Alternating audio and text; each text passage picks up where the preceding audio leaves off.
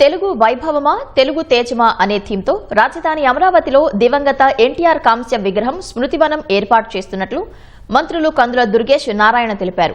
నీరుకొండలో ఎన్టీఆర్ కాంస్య విగ్రహం స్మృతివనం ఏర్పాటుపై సచివాలయంలో కేబినెట్ సబ్ కమిటీ సమావేశమైంది.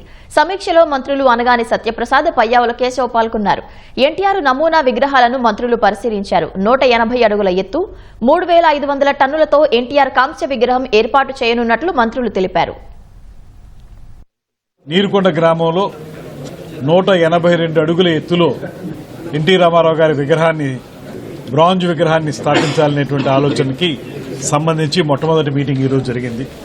సాహిత్యానికి సంబంధించి, నృత్యానికి సంబంధించి, అదేవిధంగా నాటకానికి సంబంధించి, ముఖ్యంగా ఎన్టీ రామారావు గారి చలనచిత్ర జీవిత చరిత్రల ఆధారంగా ఆయన పోషించినటువంటి పాత్రలని ఆధారంగా చేసుకుని కొంత సినిమా రంగానికి సంబంధించి, వీటితో పాటు మనకి ఇవాళ ఆంధ్రప్రదేశ్ ప్రపంచ పర్యాటక గమ్యస్థానంగా రూపొందుతున్నటువంటి సందర్భంలో ఇక్కడ టూరిజం యాక్టివిటీస్ను కూడా డెవలప్ చేయాలని, వాటితో పాటు ఒకరోజు చూడడానికి వచ్చిన వ్యక్తి ఒక 3-4 రోజులు అక్కడ ఉండే విధంగా రిసార్ట్స్ కానీ, ఉండటానికి అవసరమైనటువంటి స్టేకి అవసరమైనటువంటి 5 స్టార్ హోటల్ కానీ, లేకపోతే వాటర్ స్పోర్ట్స్ కానివ్వండి, అడ్వెంచర్ స్పోర్ట్స్ కానివ్వండి, ఇటువంటి వాటిని కూడా పెట్టి మొత్తంగా పర్యాటక కేంద్రంగా కూడా దాన్ని అభివృద్ధి చేయాలనేటువంటి ఆలోచనతోటి ఇవాళ మొట్టమొదటి మీటింగ్ని చేశాం.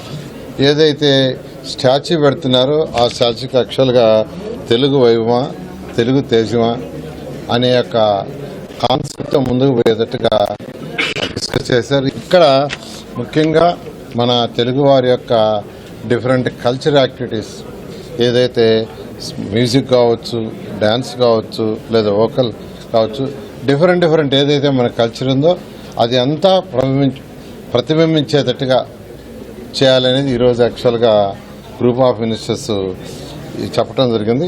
తెలుగు లిటరేచర్ అండ్ దానికి సంబంధించిన రీసెర్చ్, దానికి సంబంధించి కూడా అక్కడ చేసే విధంగా తెలుగు యూనివర్సిటీతో అసోసియేట్ అయ్యి చేసే విధంగా యాక్చువల్గా దాన్ని కూడా ప్లాన్ చేసేట్టుగా చేశారు.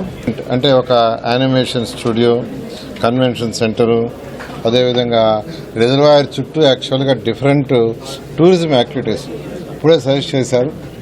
దానికి దగ్గరలో ఒక 5 స్టార్ హోటల్, ఒక 3 స్టార్ హోటల్, ఒక 2 స్టార్ హోటల్ కూడా ఉంటే వచ్చేవాళ్ళు 1 రోజు 2 రోజులు ఉంటానికి ఉంటుంది.